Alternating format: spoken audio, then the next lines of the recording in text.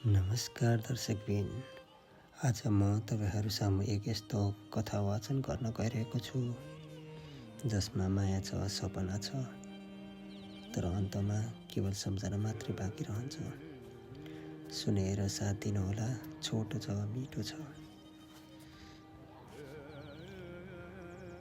पहाडको काखमा एउटा सानो गाउँ थियो। त्यही बस्थ्यो आर्यन। ऊ धेरै बोल्दैन थियो, तर उसका आँखा धेरै कुरा बोल्थे। उसको सपना थियो सहर गएर केही बन्ने, आफ्नो परिवारको अवस्था बदल्ने।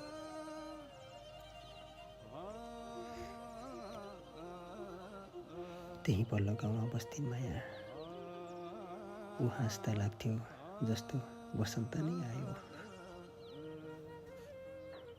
आर्यनले कहिले उनलाई म माया गर्छु भनेनन्, तर उनको हरेक कदम मायातिर मोडिन्थ्यो।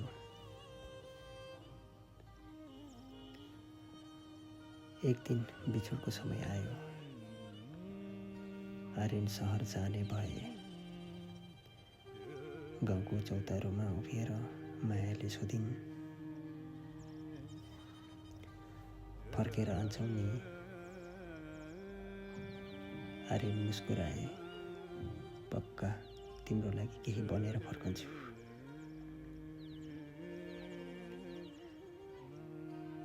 तर सहर सजिलो थिएन।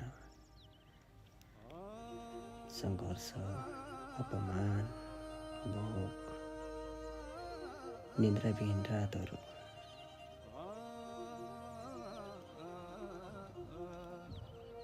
समय बित्दै गयो, फोन गर्ने समय कम हुँदै गयो। तर माया भने त्यही गाउँमा उसकै प्रतीक्षा गरेर बसिरहेकी थिइन्। एक दिन मायाले एउटा पत्र लेखिन्, तिमी फर्किने दिन गन्दैछु। तर त्यो पत्र कहिले आर्यनसम्म पुगेन, किनकि त्यसै साता मायाको विवाह तय भयो।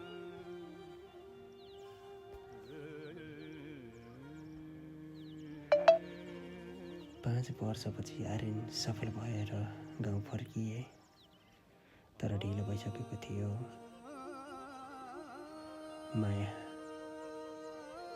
माया अब केही अरू कसैकी श्रीमती भइसकेकी थिइन्।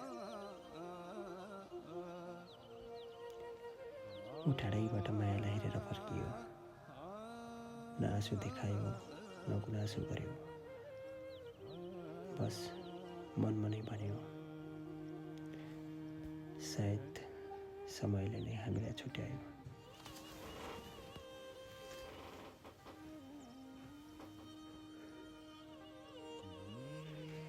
त्यो रात आर्यन त्यही चौतारोमा बस्यो, जहाँ उनीहरू अन्तिम पटक बोलेका थिए। आकाशमा जुन टल्किरहेको थियो, तर उसको मन भने एकदमै खाली थियो। माया उसको हुन सकिन, तर ऊ सधैँ मायाको नै रह्यो, केवल सम्झनामा मात्र।